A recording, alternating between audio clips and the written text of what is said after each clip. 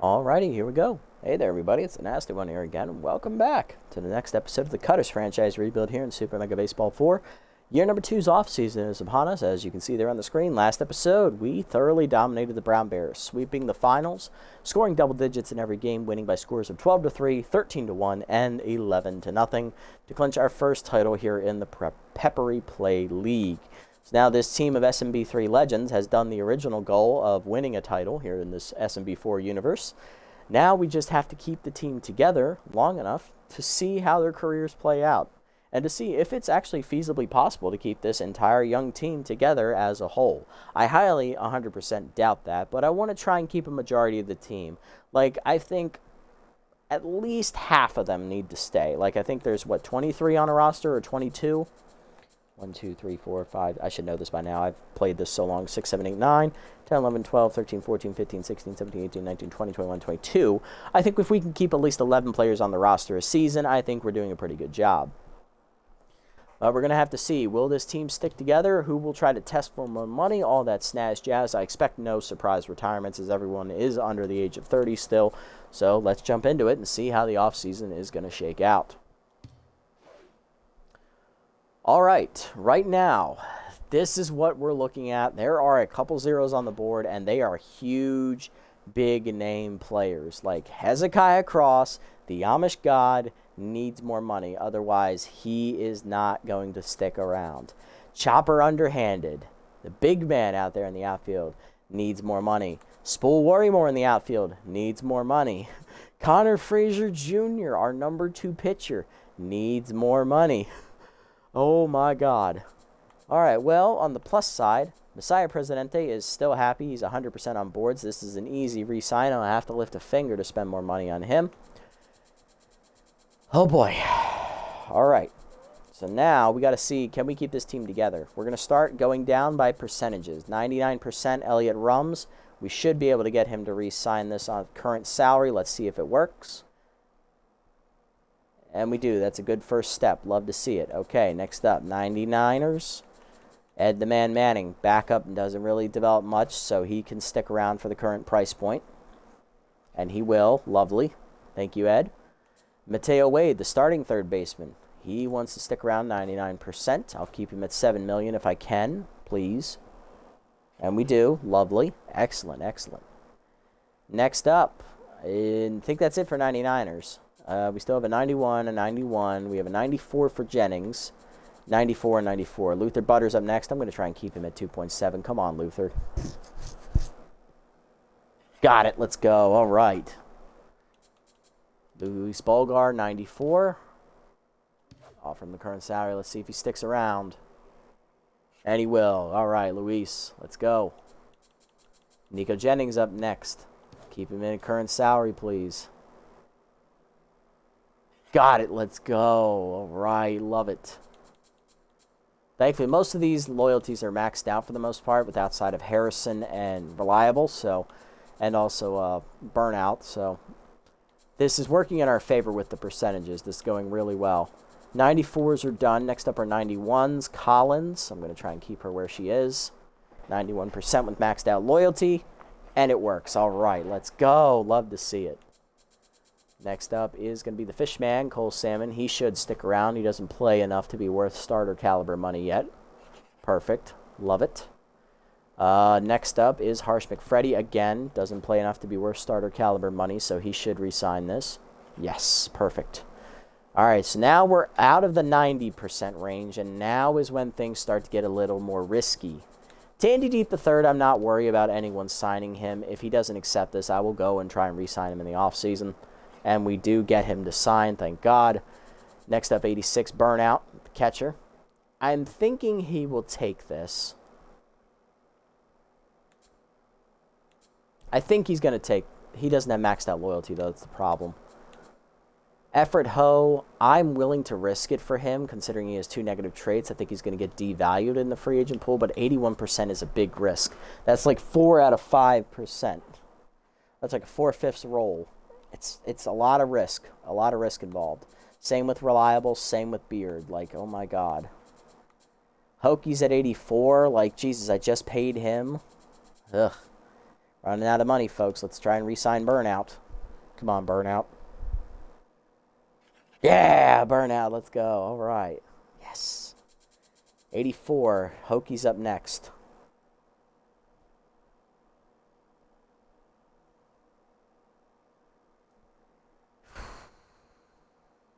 This is a big risk. If I risk this and this fails, we're in deep doo-doo with Jude. But he's got max loyalty. I think he's going to take this. Yes! Thank you, Jude. Thank you. Oh, we're getting lucky. We're pressing our luck. Hesto. Now, he doesn't have maxed out loyalty. I might need to pay him to keep him. At least Alfredo and Ho have maxed out loyalty, so I'm willing to risk this because I'm thinking the loyalty should outweigh the money. And it does for Ho. That's wonderful. And then for Beard, I'm going to hope the same thing is true. Come on, Alfredo. Come on. Yes! Let's go! All right. Hesto's the only one I'm willing to risk this on, and I'm going to go for it. We're going to risk it. Yes! Let's go, Hesto! All right. Oh, that was it. That was the last one I was willing to risk. We got really lucky. All the free agent roles have gone in our favor. We have not had to re-sign anybody for more money. But that is about to change here with the final 3, 4, 5, 6 players on this list. So they are obviously Mrs. Consistent Malaya Ellison, who's only making 5.4. She is now worth $8 million, $8.7 million. She went up $3 million in value this past season. And she's only at 24% chance to stick around. That is a guaranteed she is not going to stick around. This is with max loyalty, too. She has jumped above Presidente to be the number 3 pitcher on the rotation, which is surprising to me because I think Messiah is actually better still. But she wants more money. She wants to be making about the same amount of money as Messiah is. She sees Connor's going to get paid because there's no way he's not going to walk here. So I have to pay Ellison because it's just not in the cards for me to not risk that. And I think we are about to lose our first players here this season because we're about to run out of money. Watch. We are about to run out of money. Harrison, he wants more money too. I kind of want to get him to re-sign without it. So I'm going to make him walk. Because his loyalty is too low, so I need to reset it anyway. And he was asking for more money than he's worth. So if we can get him down near 6-7, I'll be okay with. Connor, he needs 10-6 to stick around. He's worth 11-3. It is a 100% chance he is going to walk if we do not go after him. Same thing for Spool, same thing for Chopper, same thing for Cross. Like with these guys up here, there's no question I'm going to re-sign all of our outfielders because these guys are awesome and I don't want them to go anywhere else. So we're going to pay them what they want. And that still leaves enough over left for Connor. Hey, all right, nice. So now all that's left is literally re-signing Troy Harrison. That is literally it. Oh my God. This might actually be a very quick episode. We only have one spot open and it's Harrison. We just need to get him back. We complete the goal.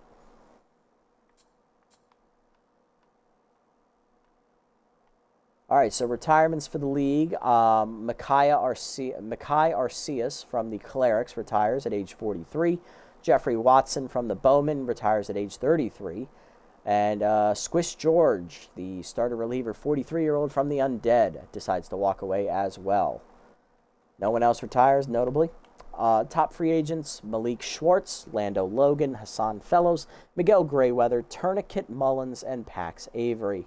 The only person we're interested in re-signing is Troy Harrison. So let's go ahead and star our wayward pitcher here. Or no.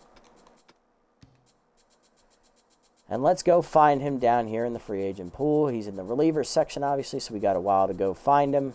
Here he is. There's Troy. And then we literally just have to wait for him to drop in price. So let's go ahead and start simming up. The first 10 rounds are definite passers-by here. Bradley, Hess, and Johnson, the first 3 to go. Donkey, Koch, and Medrano are next. Oop, where did that go?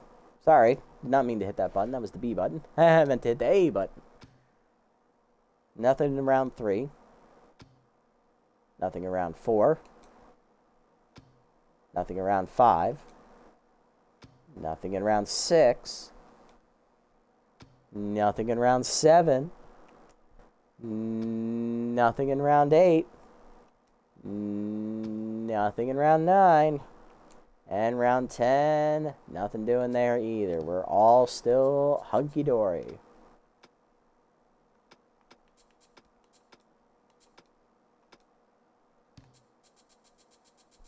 Harrison's at 7.4. He is worth 6.7, so he is just above his price point. Let's see if we can get him back. First up is Mullins. See if there's any salary changes. He went to 7.1.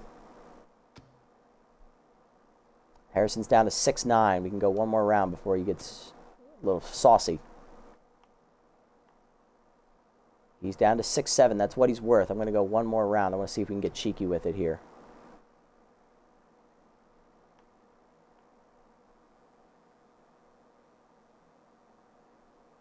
He's down to 6.5. All right. He's actually cheaper than what we have. So we're still going for like high-level guys. So I think we can get through round 15 and we can still pick him up, I think. Yeah, he's still here. He's at 6.4. I'm not willing to risk it anymore because now this is where things get a little iffy in round 16. So let's just go ahead and pick him up. And this is literally going to be probably one of the quickest episodes of the entire series. Like, this could not have worked out more perfectly for our team. Literally, we do not lose a single player here in free agency. That is amazing. We managed to keep him around. Although our surplus has dropped from 20-some million down to 11.9. I think this will be the last season we are able to keep this entire 22-man roster together. And I think at the end of Season 3, depending on how well things go, that is when we're going to need to make tough decisions and watch players walk away because we don't have the money to pay them. Like, Burnout's definitely going to want money. Effort Ho's going to want money. Beard is going to want money. McFreddy's going to want money. Fishman's going to want money. Wade is going to want money. Manning will want money. Tandy Deep, he doesn't want money yet, but he might want money. That's 8 players already. Jennings is 9. The other guys just got paid. Ellison just got paid. Messiah might want money. Collins will definitely want money. Bulgar will want money. Rums will want money. And Butters will want money. So that is 14 players guaranteed that are going to want more money next season. We do not have enough money to go around for everybody. So things are about to get very, very difficult. But literally, that is the end of the offseason, guys. Literally, the goal was to re-sign the entire roster. We did that, and we did not overpay a single person. The people that we either had to re-sign at asking or let test free agency, we paid them below their salary that they're worth right now. And that is amazing. I didn't think we would be able to do that. But yeah, there we go. That's our one off-season move. It was to re-sign Troy Harrison, and we gave a couple more players extra money that earned it. And now here we are.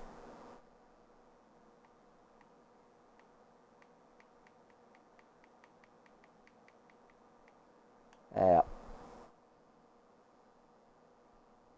Alrighty, so let's sim up to the next episode, and we're going to preview the opening day matchup, and then I'm going to give you guys another rundown for those of you who weren't here for the last episode to know how this series is going to unfold moving forward. Alrighty, so this is going to be a matchup against the division rival Buzzwings. Let's have a look at the schedule here, see how things are shaping up. Not much. Okay, so we got the Buzzwings front runners, Ancients, Brown Bears, rematch of the champ finals right there in Game 4. And we play the Buzzwings in a doubleheader at the end of the season. That's pretty cool. But yeah, okay, not bad. Not a bad schedule. Okay, lineup will be set for that game as well. So let's go ahead and do that for them there. There we go. Literally returning the entire roster from last season. So lose K Collector, lose K Collector. If I want to intentionally start sabotaging my players to make them cheaper, I could consider that. Ho, extra power and speed. That'd be awesome for him. Presidente, velocity, junk, and accuracy. Not bad. Family visit for Hesto, contact and fielding. Maybe not something he absolutely needs, but it is decent. Okay, decent upgrades there. But yeah, so that's going to do it, guys. That's literally all we needed to do. A quick rundown of the offseason, then we'll explain how things are going to unfold moving forward for the series. those of you who missed it last episode. So looking at the team, we did have to we had to pay a couple more players. Hezekiah Cross needed to get paid, or he was going to walk. Same with, who was it that got paid as well? Chopper Underhanded needed to get paid, or he was going to walk away. Spool Worrymore, Connor Frazier, Malaya Ellison, and I think that's it. They all needed to get paid, otherwise they were going to walk out the door, so they all got a nice little bunch of pay bumps. Everybody else was re-signed at their current salary from Season 2, as they were not fussy or did not decide to walk out the door. The only person that had to be paid more, that had to go to free agency, was Troy Harrison, because I wanted to reset his loyalty. It was all the way down at a 58. I decided to release him to reset it at the starting point of 80, and he also got his little pay increase as well, up to $6.4 million, as opposed to the, I believe it was 4 something he was making last season. So he got his little pay increase he wanted, not quite as much as he wants, but it's a bit of a cheap discount for us. Everybody is still under their current valuation, so that is good for us. But you see here, the ones that are creeping up near $2 million, Bulgar, Collins, Hokie, Jennings, Tandy, Reliable, Salmon, Beard, McFreddy, Ho, and Oliver. These guys are all going to want to get paid in the next season coming. So that money right there is going to be difficult to spread around. I only have about $11 million left, $11.9 million left. That is not enough to go around. Next season, I guarantee you, we are going to start losing players off of this roster, and we are going to follow their careers and see where they end up going and see if they continue to be absolutely legendary or not. But so that is it for this episode, recap of the offseason.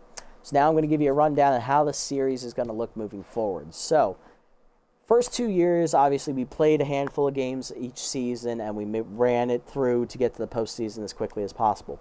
The one goal for this series was to bring these guys back and turn them into a champion again. We've done that here after 2 seasons. So with the main goal done, we are no longer going to be playing any games for this team. We are going to be simming. Each episode is going to be the complete sim of a full season. We are going to see how this team does without any input from me, and to see if they can continue to be legends. And also, we're going to be seeing how long we can keep this actual roster together. I know we are going to lose pieces starting in year 3. That's probably the breaking point for when some players are going to leave, because we'll be out of money. But the goal is to keep the team together as long as possible and just follow these guys' careers and see if they can continue to be as legendary as they were in SMB4. So that is going to be the breakdown moving forward. So expect a change in the pacing for the series, because we are just going to do full seasons and off seasons in one video and then move on to the next one, so on and so forth. Probably get through maybe 10 or 12 full seasons till the last guy on the team retires, and then we just, call it a series and just see how they played out in their entire careers. It's been awesome to watch these guys play together and actually now win a title as a cohesive unit. Now it's time to turn things over to the AI and let them work it out the rest of the way on their own. We did our job. Now it's time to sit back, relax, and watch and see how the Cutters do without any input from us outside of off-season moves. If you made it this deep, guys, thanks so much for sticking around. I appreciate the support as always. It's a very quick episode here today, as there wasn't really much to do. I knew we were going to be able to re-sign everybody. It's just, how much money am I going to have left over at the end of the day? If you made it this deep, appreciate the support. If you haven't already, hit the follow and or subscribe buttons down below on Twitch to be notified next time I go live. And if you haven't already over on YouTube, leave a like, leave a comment, subscribe to the channel. Link to Twitch will be down in the description below if you guys want to come over and watch the games live before they're posted, and also follow me over on this platform as well if you so choose. And that is going to do it for me tonight, guys. Hopefully you all have a wonderful day, evening, or afternoon, wherever you guys may be, and I'll catch you on the next one. Until then, this is the Nasty One, signing off. Have a great day, everybody.